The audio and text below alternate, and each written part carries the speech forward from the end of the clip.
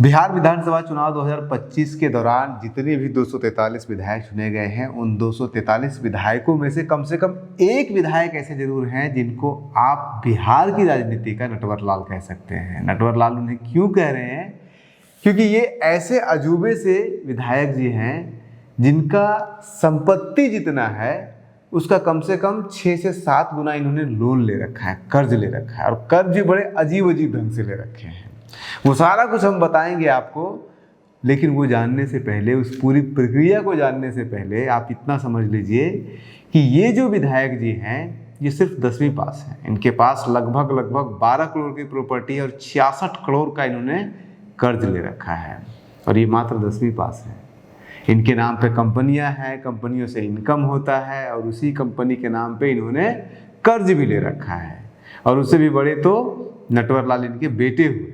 इनके बेटे के नाम पे एक भी कित्ता, एक भी धुर, एक भी इंच जमीन नहीं है, लेकिन इनके नाम पर, इनके बेटे के नाम पर, जिनके पास एक भी इंच जमीन नहीं है, उनके नाम पर लगभग 2.5 लाख रुपए का कृषि लोन लिया गया है।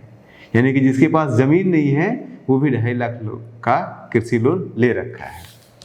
गाड़ियों का लिस्ट देखिएगा तो 7 सालों में 17 गाड़ियां खरीद लेते हैं। 2 साल 3 साल के भीतर ये 21 एकड़ जमीन खरीद लेते हैं। अजीब सा इनका नटवर लालीपंथी है, और इनका संबंध आरजेडी से है। आरजेडी से ही नहीं सिर्फ संबंध है, बल्कि लालू यादव और लालू परिवार से बड़े गहरे संबंध है। अब ये लालू परिवार के इतने ज़्यादा करीब हैं कि अगर लालू परिवार के किसी भी सदस्य के ऊपर किसी तरह का कोई लांछन लगता है या किसी तरह का कोई आरोप लगता है, कोई सवाल खड़ा होता है, तो ये आग बबूला हो जाते हैं। बात थी 2016 की, जब ये पहली बार विधायक बनते हैं, और 16 मार्च 2016 की बात है। इस दिन तेज प्रताप यादव, जो कि उस समय पे ट्रांसपोर्ट मिनिस्टर थे, उनसे सवाल जवाब किया जाता है, और आपको भी पता है वो सवाल का जवाब नहीं दे रहे होते। तब बीजेपी के एक मंत्री पर ये शंभूनाथ यादव जी भड़क गए, और इतने भड़क गए कि यहाँ तक उनको बोल दिया कि चीर देंगे, फाड़ देंगे, तुमको जो है बर्बाद कर देंगे। हालांकि वो बात और है कि उन्होंने बाद में माफ़ी भी मांगा बीजेपी के उस विधायक से, सभापति के कहने के बाद।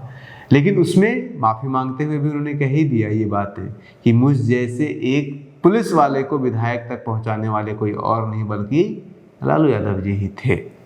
महोदय, पहली बार हमें बोलने का मौका दिया गया।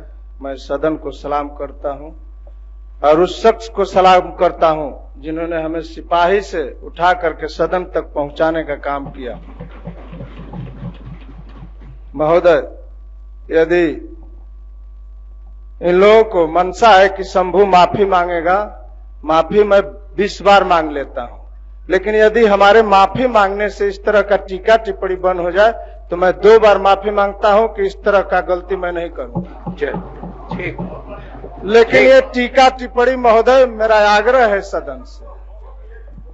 लालू यादव, राबड़ी देवी जब मुख्यमंत्री हुआ करते थे, तब ये महोदय उनके बॉडीगार्ड हुआ करते थे। 10वीं पास करते हैं, पुलिस का नौकरी शुरू करते हैं, और फिर बॉडीगार्ड बन जाते हैं लालू यादव जी का, फिर राबड़ी यादव जी का, राबड़ी देवी जी का, और फिर ये विधायक जी बन जाते हैं 2015 के चुनाव में। और लगातार 3 बार से ये विधायक जी बन रहे हैं। 15 में भी जीते, 20 में भी जीते, और अब 25 में भी जीत चुके हैं। इनके जीत का अंतर इतना ज़्यादा है कि आप चौकन्ने हो जाएंगे। 2015 में जब ये चुनाव जीत रहे थे तो ये लगभग 30,776 वोटों से किसी और को नहीं बल्कि विवेक ठाकुर को चुनाव हराते। वही विवेक ठाकुर जो आजकल नवादा लोकसभा क्षेत्र से सांसद हैं। उसके बाद 2020 में जब ये चुनाव लड़ रहे होते हैं तो 51,141 वोट से हुलास पांडे को चुनाव हराते हैं। इनको मिलता है 90,176 वोट, और हुलास पांडे को मिलता है सिर्फ और सिर्फ 39,035 वोट। और अभी जब चुनाव हुआ है 2025 का, जिसे कह सकते हैं कि एक तरह का सुनामी था एनडीए का, जिसमें सभी लोग हार गए, सभी आरजेडी के लोग हार गए, लेकिन ये विधायक जी फिर भी चुनाव जीत गए। वही विधायक जी जो लालू यादव जी के बॉडीगार्ड हुआ करते थे। और इस बार भी उन्होंने हुलास पांडे को लगभग 3220 वोटों के अंतर से ये चुनाव हराया है। 4000 के आसपास से तो चुनाव जीते हैं तेजस्वी यादव, और 3500 के अंतर से ये चुनाव जीते हैं। इनका नाम क्या है? इनका नाम है शंभुनाथ यादव। शंभुनाथ यादव जी के पास 12 करोड़ की प्रॉपर्टी और 66 करोड़ रुपए का लोन है। इनके कंपनी, जिस कंपनी के नाम पे रजिस्टर्ड है इनका, उसका नाम है SHFM, सोन जो नदी है उस नाम से है, Son Hardev flour mill private limited. इस प्राइवेट लिमिटेड के नाम पर 2 अलग अलग लोन है। एक लोन लगभग 21 करोड़ 85 लाख रुपए का है और दूसरा लोन 42 करोड़ 47 लाख रुपए का है। 21 करोड़ रुपए का जो लोन है, इसके अलावा एक कृषि लोन भी है। इन 2 लोन को जिस कंपनी के नाम पे लिया गया है उस कंपनी का पेड अप कैपिटल मात्र 3 करोड़ रुपए है।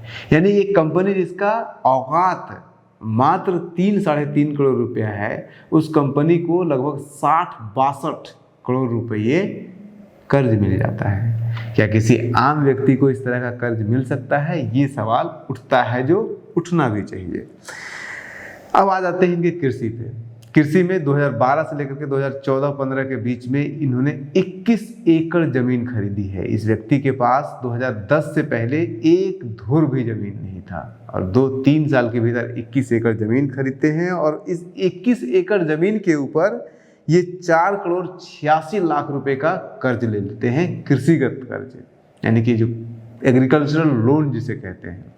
यानी कि किसी व्यक्ति के पास, आम व्यक्ति के पास एवरेज क्या 1 एकड़ जिसके पास जमीन है उसको 50 लाख 60 लाख 70 लाख रुपए का लोन मिल सकता है, लेकिन इनको उसी एवरेज से लोन दिया गया है, कृषिगत लोन दिया गया है।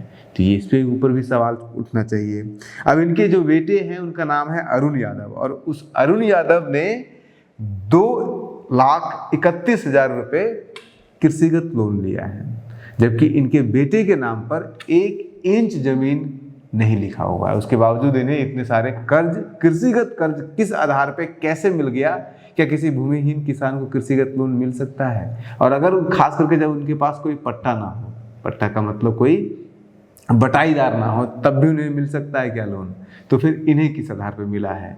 अब इतने सारे झोल जब होंगे, इतने सारे नटवरी कार्यों को ये अंजाम दे चुके होंगे, तो ऑब्वियस है ये एनडीए की सरकार है और अगर विपक्ष की सरकार है तो कभी न कभी तो सरकार का डंडा चलेगा और इनके ऊपर भी डंडा चला। पिछला बार जब लोकसभा चुनाव हो रहा था तो मार्च, लगभग 19-20 मार्च के आसपास इनके 13 ठिकानों के ऊपर ईडी का छापा पड़ता है और आज भी वो केस जिंदा है। इनके ऊपर FIR चल रहा है, इनके ऊपर जांच चल रही है और जो बहुत ही प्रसिद्ध, जिसमें पूरा लालू परिवार सम्मिलित माना जाता है, लैंड फॉर जॉब स्कैम जिसे कहते हैं या फिर घोटाला जिसे कहते हैं, उसमें इनका भी नाम है। इनसे भी पूछताछ किया गया है और ये जो 13 ठिकानों पर जो छापेमारी की गई है ईडी के द्वारा, वो इसी संबंध में, यानी कि इसी लैंड फॉर जॉब संबंध में है, क्योंकि इसका कनेक्शन कहीं ना कहीं बनता हुआ दिख रहा है।